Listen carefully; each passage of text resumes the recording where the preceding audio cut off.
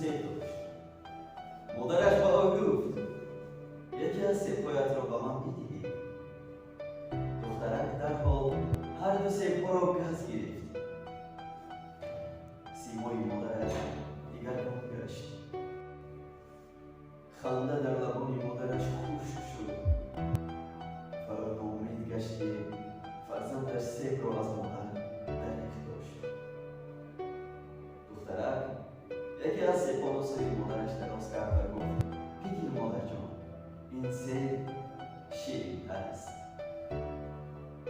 هر قدر هم با تجربه که باشه قضاوت خود را به تأخیر بیاندازه تا اینکه برای طرف مقابل فرصت برای توضیح داشته باشد.